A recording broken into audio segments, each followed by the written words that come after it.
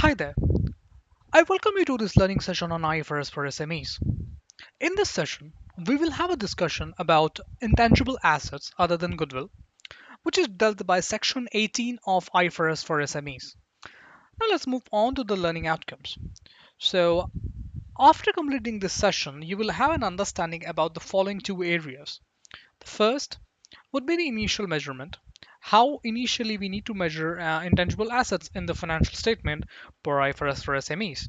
And after initial measurement, how we can subsequently need to be measured in accordance with the IFRS for SMEs for intangible assets.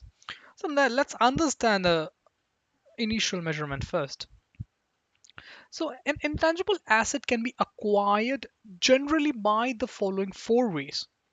The first one would be a separate acquisition. It's like a normal purchase of any property, plant, and equipment. You went to the store, you purchased. That's it.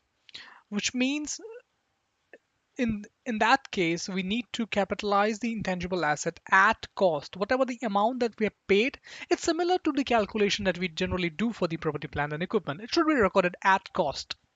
Now, there may be cases we may acquire intangible asset by way of a business combination. Come A entity and B entity merged together and formed C entity. It can be an example of business combination.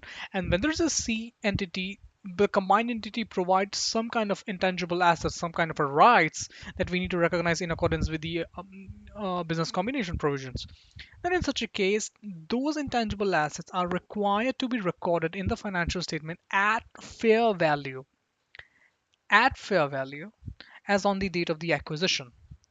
Now, third, we can acquire any intangible asset by way of government grant. For example, any license that I can say for as an example. Then in such a case, that grant is required to be recorded at fair value. At fair value. And when we move to the full IFRS, then in such a case, IFRS says that a government grant can be recorded at the fair value or at a nominal amount. But here, IFRS per SME specifically mentioned that the government grant, any intangible asset that you acquire by way of government grant, are required to be recorded at fair value. The fourth one is by way of an exchange of an asset. Suppose you gave one property, plant, and equipment and you got the intangible asset.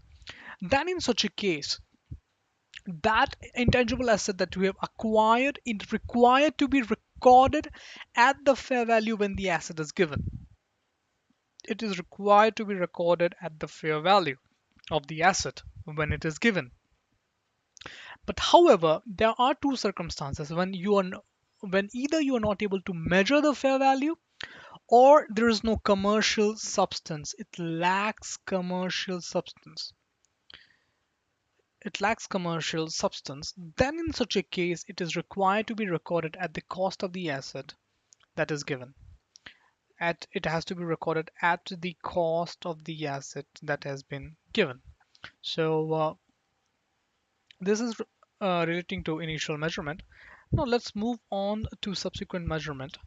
Like the case of PP&E, intangible assets are required to be measured at cost like accumulated depreciation and impairment losses, which means there is no revaluation valuation.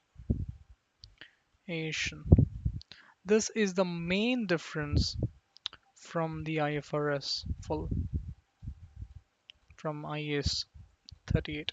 IAS 38 allows an intangible asset to be recorded at fair value, but however, intangible asset in accordance with the IFRS for SMEs can only be recorded at cost, and the cost is determined in accordance with whatever we have discussed, whatever the four scenarios that we have discussed earlier in the earlier slide.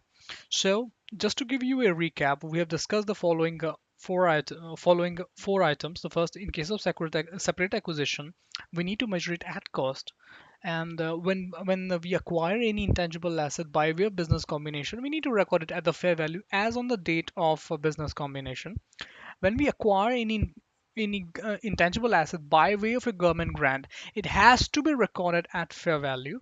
Or in such a case, when we got an asset by way of an exchange, by exchanging another asset, we got the intangible asset.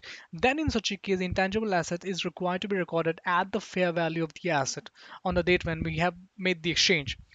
if if in such a case there is no, we are not able to compute the fair value, it is impracticable to compute the fair value, or the transaction lacks commercial substance, then in such a case we need to record the transaction at cost. So this is the whole scenario on IFRS for SMEs in relating to the measurement part of the intangible assets. If you have any query, any suggestions, feel free to post on the comment section below. And hope you guys like the video. Thanks a lot.